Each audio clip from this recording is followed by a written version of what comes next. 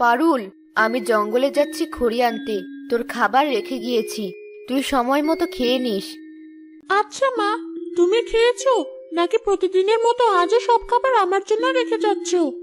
আমি খেয়েছি, আমাকে নিয়ে তোর এত চিন্তা করতে হবে না। তোর যখন ক্ষুধা পাবে তুই খেয়ে নিস। আমি চললাম। আজও মা আমায় মিথ্যা বলে না খেয়ে চলে গেল। মার কোনো কাজে তো আমি আসতে পারি না, উল্টো আরো তার উপর বোঝা হয়ে চেপে আছি। কবে যে উপরওয়ালা আমাকে অভিশাপময় জীবন থেকে মুক্তি দিবে। যাই হোক, এখনো আমার খিদে পাইনি, একটু ঘুমিয়ে নি, পরে না হয় খিদে পেলে আবার ঘুম থেকে উঠে খাবো।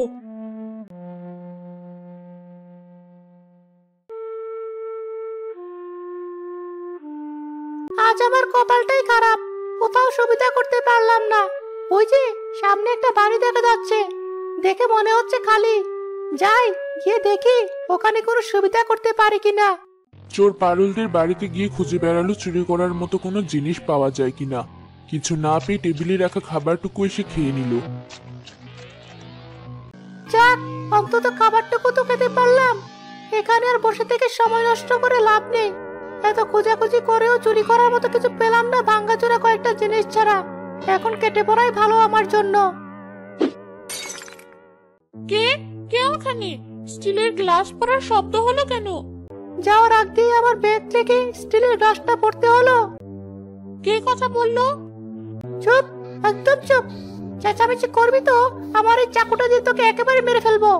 এসেছিলাম তোদের বাড়িতে চুরি করবো ভেবে, কিন্তু চুরি করার মতো কিছু পাইনি বলে টেবিলে রাখা ভাতটুকুই শুধু খেয়েছি। এটা নিয়ে তো কাহিনী করার কিছু নেই। তুমি আমাদের ঘর থেকে যা মন চায় তাই চুরি করতে, আমি কিছু বলতাম না। কিন্তু শেষমেশ আমার খাবারটাই চুরি করলে। ওটুকু খাবার ভাগাভাগি করে খেয়ে আমি আর মা পুরো দিন পার করি। বাকি বেলায় খুব কমই খাবার জুটে আমাদের। তোরা খেতে পাস না, ওসব দিনে আমি কি করব? আমার খিদে পেয়েছে, আমি খেয়ে নিয়েছি। আমি এখন চলে যাচ্ছি। খবরদার আমার পিছু নিয়েছিস তো। আমি চাইলেও তোমার পিছু নিতে পারবো না, কারণ আমি অন্ধ। ধুর, এ কথা আগে বলবি তো। শুধু শুধু আমার সময় নষ্ট করলি, অন্ধ মেয়ে কোথাকার। আমি চললাম। পারুল হাতড়ে হাতড়ে তার খালি থালাটা হাতে নিয়ে উঠোনে গিয়ে বসে কাঁদতে থাকলো। তার কান্নার শব্দ শুনে এক পরী এসে সেখানে নামলো। এই মেয়ে, কি হয়েছে তোমার? কাঁদছো কেন? এক চোর এসে আমাদের সব খাবার চুরি করে নিয়ে গেছে। মা দিনরাত কত কষ্ট করে আমার জন্য খাবারের ব্যবস্থাটুকু করেছিল। এখন যদি আমি মাকে বলি আমি সামান্য খাবারটুকুও দেখে রাখতে পারিনি, অন্য কেউ এসে খাবার চুরি করে নিয়ে গেছে, শুনলে মা খুব কষ্ট পাবে। চিন্তা করো না, বিপদ আপদ তো আর মানুষের জীবনে বলে আসে না। তোমার মা নিশ্চয়ই বুঝতে পারবে বিষয়টা। মা নিজেকে কতই বুঝে দেবে। একে তো তার মেয়ে অন্ধ, তার উপরে অসুস্থ শরীর নিয়ে এত খাটনির পরও সামান্য যেটুকু খাবার জোগাড় করেছিল মা, সেই খাবারটুকু চোর চুরি করে নিয়ে গেল। কাল মাকে আবার কাজে যেতে হবে না খেয়ে। আচ্ছা, তোমার কি মনে হয় তুমি যদি বাকি সবার মতো চোখে দেখতে পেতে, তাহলে তোমার জীবনের দুঃখ কষ্ট কমে যেত? অবশ্যই। আমি কিছু করতে না পারলেও অন্তত মায়ের কাছে বোঝা হয়ে থাকতাম না। ঠিক আছে, আমি ব্যবস্থা করছি তোমার দৃষ্টিশক্তি ফিরিয়ে দেওয়ার। আমার হাত ধরে চলো আমার সাথে। কিন্তু তুমি কি, আর আমি কোথায় যাব তোমার সাথে?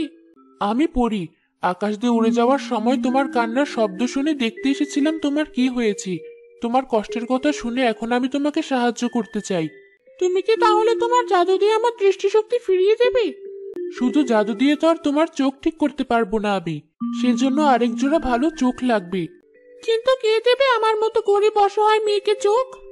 যে লোক একটু আগে তোমার খাবার চুরি করে খেয়েছে, তার কাছ থেকে চোখ চুরি করব তোমার জন্য। কিন্তু কিন্তু কি, এতে তোমার চোখও পাবে তুমি, আর ওই চোরেরও শাস্তি পাওয়া হয়ে যাবে। কিন্তু ওই চোর তো অনেক আগেই চলে গেছে, আর আমি বলতেও পারবো না চোরটা দেখতে কেমন ছিল। চিন্তা করো না, ওসব দেখার দায়িত্ব আমার। তুমি শুধু চলো আমার সাথে। ঠিক আছে। পারুল পরীর হাত ধরে পরীর সাথে আকাশে ভেসে বেড়াতে থাকলো। খানিক সময় বাদে এক বাড়ির সামনে এসে দাঁড়ালো তারা। আমার জামা কাপড় সব ঠিক আছে কিনা দেখে নেই। আমি যে চোর সেটা যেন আমার পরিবার কখনো টের না পায়। লোকটা কি নিজেকে চোর বললো? আমরা কি তাহলে ওই চোরটার বাড়িতে আছি এখন? হ্যাঁ, ওর চোখ দিয়ে তুমি তোমার দৃষ্টিশক্তি ফিরে পাবে। বাবা, আমার খেলনা এনেছো? না মা, আজ বেশি একটু টাকা পাইনি কাজে, তাই তোর জন্য কোনো খেলনা আনতে পারিনি।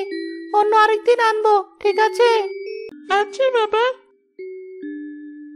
তুমি এসেছো, হাত মুখ ধুয়ে নাও, ভাত বেড়ে দিচ্ছি। আমার বাবা বেঁচে থাকতে ঠিক কিভাবে প্রতিদিন খেলনার জন্য বায়না করতাম। আমি তাহলে এবার তোমার চোখের সাথে ওই চোরের চোখ পাল্টে দিচ্ছি জাদুর সাহায্যে। তুমি তৈরি তো? হ্যাঁ, আমি তৈরি। পরি জাদু করা শুরু করলো। কিছুক্ষণ পর পারুল আর সেই চোর দুজনই মাটিতে পড়ে গেল।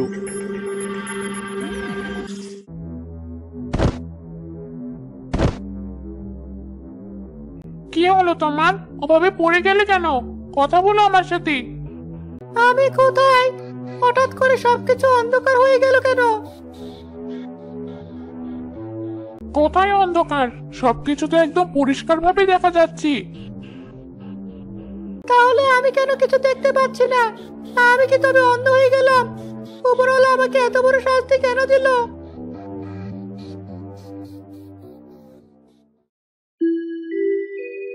আমি সব দেখতে পাচ্ছি। পরি, এ কি তুমি? তুমি দেখতে এত সুন্দর। আমার জাদু তাহলে কাজ করেছি। তুমি সব দেখতে পাচ্ছ আর ওই চোরটা অন্ধ হয়ে গেছে। তোমাকে অনেক ধন্যবাদ। বাবা, তুমি কি সত্যি আমাকে দেখতে পাচ্ছ না? না মা, আমি অন্ধ হয়ে গেছি, তোকে দেখতে পাচ্ছি না আর। এখন কি হবে আমাদের? আমার জন্য যদি এই অবস্থা, ওরা তো কষ্ট পাচ্ছি, কাঁদছি। চোর হিসেবে সে তার শাস্তি পেয়েছে, আর অপরাধের কারণে তার পরিবারকেও শাস্তি পেতে হচ্ছে এখন। এসব আমাদের দেখার বিষয় না। চলো আমরা এখান থেকে চলে যাই। ঠিক আছে, চলো।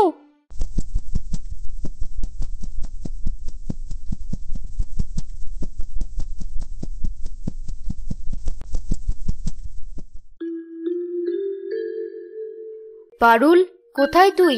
খেয়েছিস খাবারটুকু?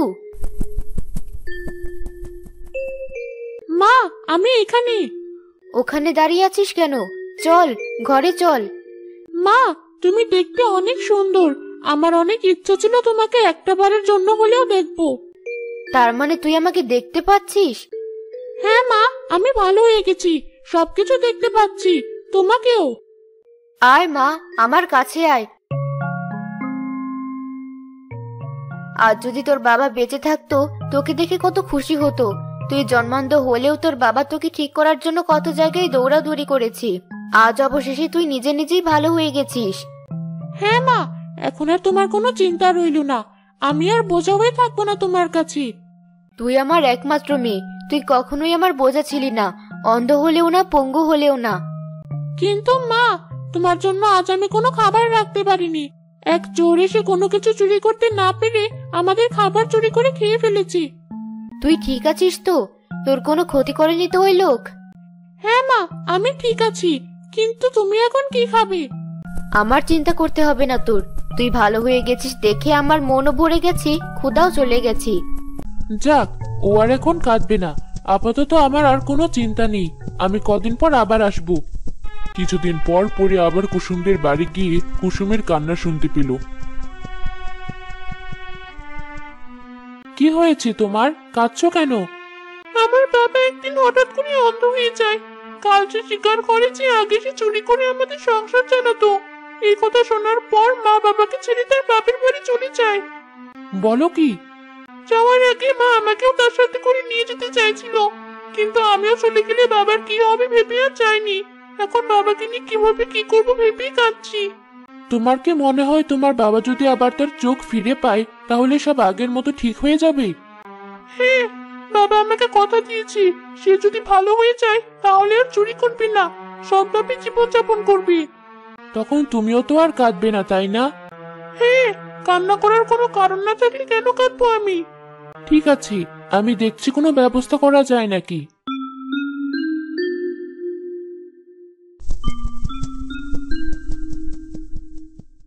আরে পরি, এতদিন কোথায় ছিলে? ভালোই করেছো তুমি এই সময় এসে।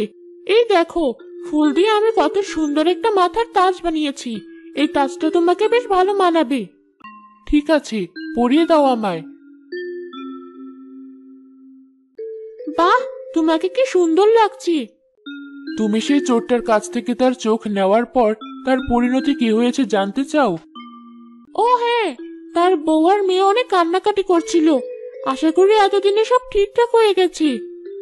তুমি চলো আমার সাথে, তাহলে বুঝতে পারবে তাদের বর্তমান পরিস্থিতি। চলো।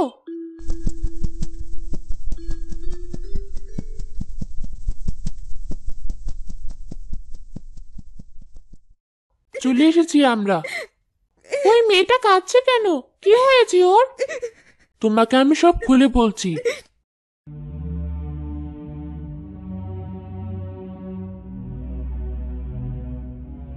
এত কিছু হয়ে গেছে কদিনের ভিতরে। আমিও মেয়েটার সাথে কথা বলতে চাই। কি তুমি? আমি পারুল। পরি আমাকে তোমাদের ব্যাপারে সব বলেছে। সব শুনে আমার খুব খারাপ লেগেছে বলে তোমাকে আমি সান্ত্বনা দিতে এসেছি। তোমার সান্ত্বনা দিয়ে কি হবে? পারলে আমার বাবার দৃষ্টিশক্তি ফিরিয়ে দাও, নয়তো চলে যাও এখান থেকে। মা দাঁড়া, ওই কণ্ঠটা আমার কাছে পরিচিত মনে হচ্ছে। তুমি সেই অন্ধ মেয়েটা না, যার খাবার আমি চুরি করে খেয়ে ফেলেছিলাম? জি, ঠিক বলেছেন। তুমি আমাকে ক্ষমা করে দাও মা। তোমার অভিশাপ লেগেই আমার আজ এই অবস্থা হয়েছে। তোমার সাথে খারাপ ব্যবহার করা উচিত হয়নি আমার। বাবা, তুমি সত্যি বলছো? তুমি আমাদেরকে ক্ষমা করে দাও আর বাবার উপর থেকে তোমার অভিশাপ তুলে নাও। আমার বিশ্বাস তুমি তোমার অভিশাপ তুলে নিলেই বাবা আবার চোখে দেখতে পারবে। কিন্তু আমি কিভাবে? পরি, তুমি বলো আমি কি করব? সে যেমন তোমার খাবার চুরি করে অন্যায় করেছে, তুমিও তেমন তার চোখ চুরি করে অন্যায় করেছো। তার শাস্তি সে পেয়ে গেছে। তবুও যদি তুমি বলো তাকে ক্ষমা করতে পারবে না, তাই তার সাথে তার পরিবারকেও শাস্তি দিবে, তাহলে আমি কিছু বলবো না। এতদিন পর দৃষ্টিশক্তি পাওয়ার পর কে ফেরত দিতে চাইবে বলো? আমি চোখে দেখতে পেলেও মা আমাকে ভালোবাসবে, না পেলেও। মা বলেছে আমি কখনোই তার উপর বোঝা হব না। কিন্তু কুসুমের বাবা তো তার পরিবারের উপর বোঝা হয়ে গেছে। কাউকে এত বড় শাস্তি দেওয়া আমার পক্ষে সম্ভব না। পরি, তুমি ওকে ওর চোখ ফিরিয়ে দাও। তুমি নিশ্চিত তো? বেশ, ঠিক আছে তাহলে।